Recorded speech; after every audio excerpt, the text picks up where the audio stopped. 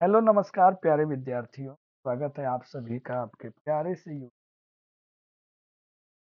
तो प्यारे बच्चों, आज की नजर आ रहा होगा कि हम लोग जो है हिंदी की जो क्लास स्टार्ट किए थे, क्लास 12th की,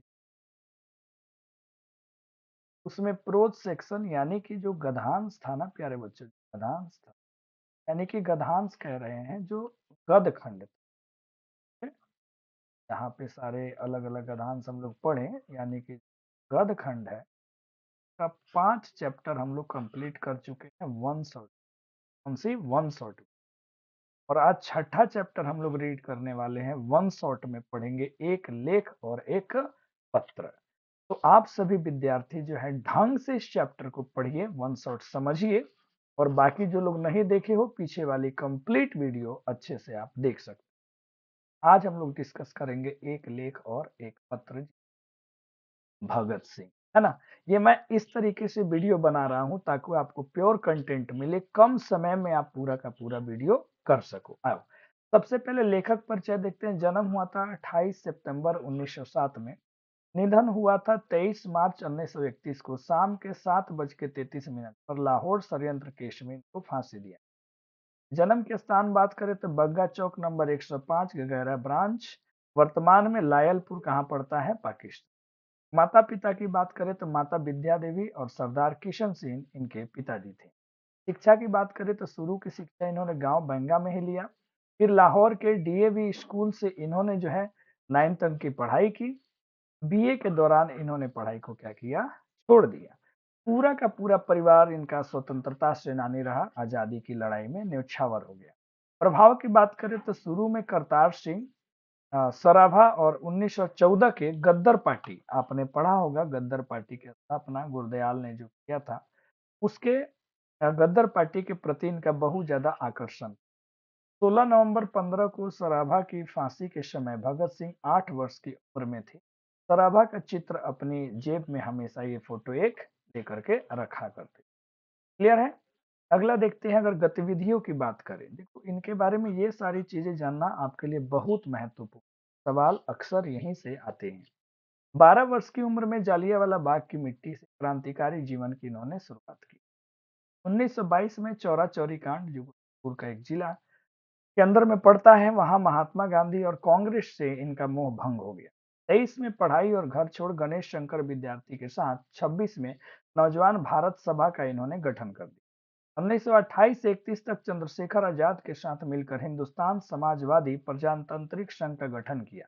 8 अप्रैल 1929 को बटुकेश्वर दत्त और राजगुरु के साथ केंद्रीय असेंबली में बम फेंका और वहां पे हो गए गिरफ्तार। कहिया बम फेंका था, 8 अप्रैल 1929 को।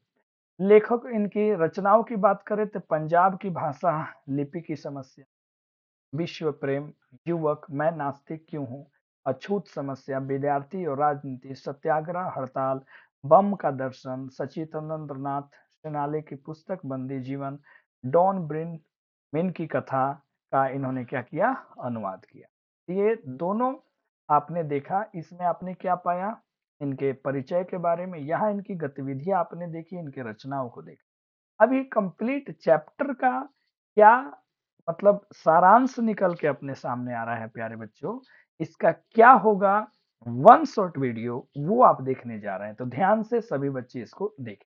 आइए देखते हैं, विद्यार्थी और राजनीतिक लेख का हम देखेंगे सारांश। प्रस्तुत लेख में भगत सिंह ने महत्वपूर्ण विषय पर अपनी क्या की है, राय प्रकट की। विद्यार्थियों की राजनीति में भूमिका होनी चाहिए या नहीं, इस बात पे उन्होंने चर्चा किया। भगत सिंह का मानना था कि छात्रों को राजनीति में भाग लेना चाहिए। इस लेखक के अनुसार विद्यार्थियों को अपनी पढ़ाई रखते हुए राजनीति में भाग लेना चाहिए। जिन नौजवानों को देश का भविष्य तय करना है, उन्हें राजनीति से अलग अलग रखकर अक्ल का अंधा बनाना उचित नहीं है। इनका ये मानना था कि विद्यार्थियों को राजनीति से रहना चाहिए, राजनीति पढ़ाई करते हुए भी राजनीति में हिस्सा लेना चाहिए, क्योंकि आने वाले समय में भारत का भार ऐसे नौजवान ही संभालेंगे। और यदि प्यारे बच्चों आपने चैप्टर को ढंग से पढ़ा होगा ना, तो आपको तमाम बातें याद होंगी। अगर नहीं भी पढ़े तो इतना याद रखो, बहुत सारा काम आपका हो जाएगा। लेखक मानते हैं कि छात्रों का मुख्य कार्य क्या है, पढ़ाई करना। लेकिन देश की परिस्थितियों का ज्ञान और उनके सुधार के उपाय करना सभी छात्रों का भी क्या है, कर्तव्य है।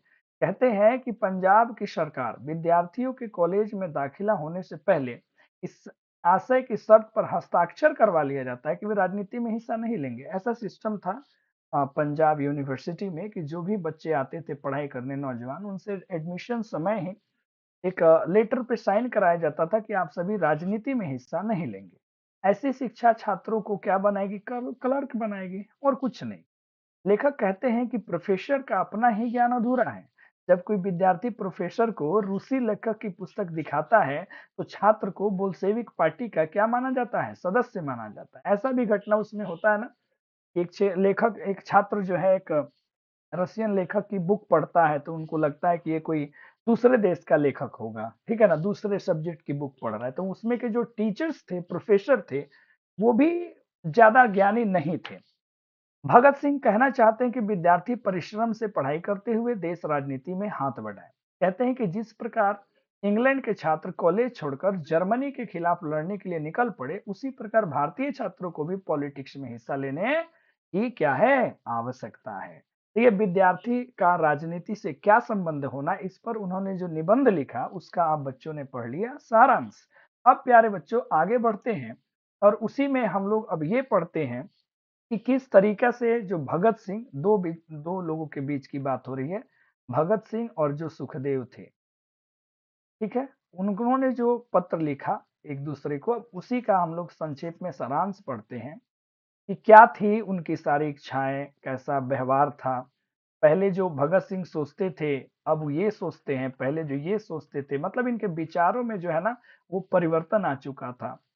पहले ये कहते थे आत्महत्या करना अच्छी बात है तो ये कहते थे नहीं, अब ये कह रहे हैं कि आत्महत्या अच्छी बात है तो ये इनको समझाते हैं। तो कंप्लीट आप चैप्टर ढंग से पढ़ोगे तो पूरी बातें समझ में आएंगी। फिलहाल सारांश से भी काम किया जा सकता है एग्जाम के पॉइंट ऑफ व्यू को देखते हुए, है ना प्यारे साथियों। तो चलो जी इसको डील करते हैं मजे से। भगत सिंह उन लोगों की सराहना करते हैं जो जेलों का दंड भुगत कर लौटने के बाद भी क्या करते हैं, संघर्ष करते हैं। कहते हैं कि मुझे मृत्यु दंड की सजा सुनाई जाएगी, इस पर मुझे पूर्ण विश्वास है। मुझे किसी भी प्रकार की क्षमा या नर्म व्यवहार की कोई आशा भी नहीं है। ये सारी सारांश निकल के आता है जो सुखदेव को पत्र लिखा गया था, जिस पत्र में ये सारी बातें भगत सिंह बताते हैं। अंततः अपनी इच्छा व्यक्त करते हुए भगत सिंह कहते हैं कि जब देश के भाग्य का निर्णय हो रहा हो तो व्यक्तियों को भाग्य को पूर्णतः भुला देना चाहिए।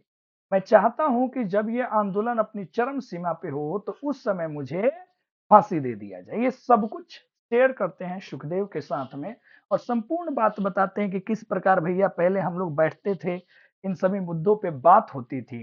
तो आज के समय आत्महत्या करना क्या है, कायरता है। और अगर हमने जब बम फेंका है या फिर जो हमने काम किया है, हमें पता है कि इसके बदले में हमें क्या मिलेगा, सजा मिलना तय है।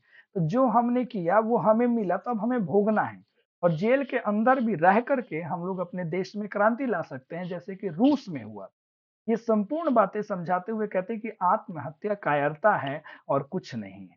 इन्हीं के साथ भगत सिंह का ये शानदार और देशभक्ति से भरा हुआ पत्र का आपने पढ़ लिया सारांश। तो प्यारे विद्यार्थियों वीडियो आपको कैसी लगी ये कमेंट करके बताने की रिस्पॉन्सिबिलिटी आपकी है।